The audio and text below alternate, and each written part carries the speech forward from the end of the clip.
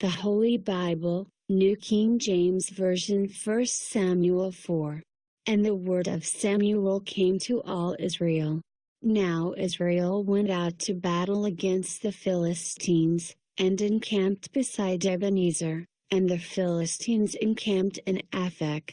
Then the Philistines put themselves in battle array against Israel.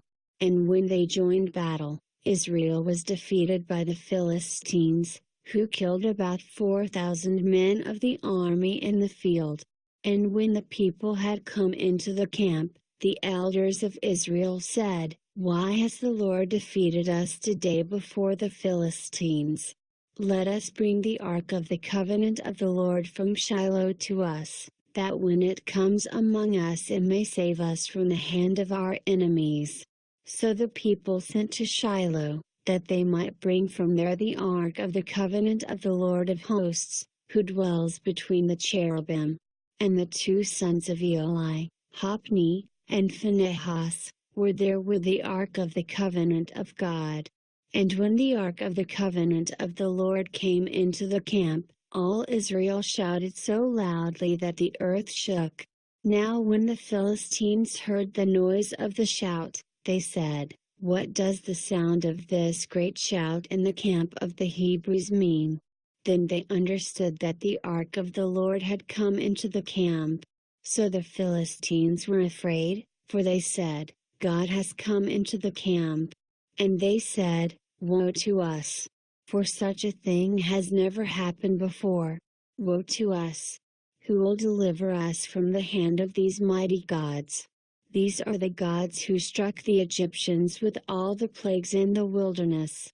Be strong and conduct yourselves like men, you Philistines, that you do not become servants of the Hebrews, as they have been to you.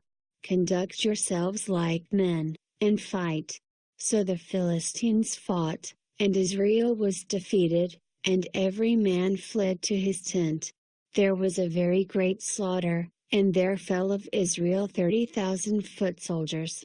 Also the ark of God was captured, and the two sons of Eli, Hophni, and Phinehas, died. Then a man of Benjamin ran from the battle line the same day, and came to Shiloh with his clothes torn and dirt on his head. Now when he came, there was Eli, sitting on a seat by the wayside watching, for his heart trembled for the ark of God. And when a man came into the city and told it, all the city cried out.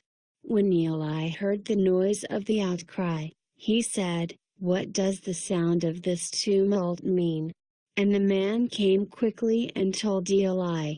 Eli was 98 years old, and his eyes were so dim that he could not see. Then the man said to Eli, "I am he who came from the battle. And I fled today from the battle line." And he said, "What happened, my son?" So the messenger answered and said, "Israel has fled before the Philistines, and there has been a great slaughter among the people.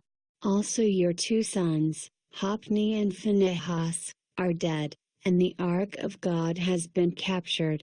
Then it happened, when he made mention of the ark of God, that Eli fell off the seat backward by the side of the gate, and his neck was broken and he died, for the man was old and heavy. And he had judged Israel 40 years. Now his daughter-in-law, Phinehas' wife, was with child, due to be delivered, and when she heard the news that the ark of God was captured, and that her father-in-law and her husband were dead, she bowed herself and gave birth, for her labor pains came upon her. And about the time of her death the women who stood by her said to her, "Do not fear, for you have borne a son."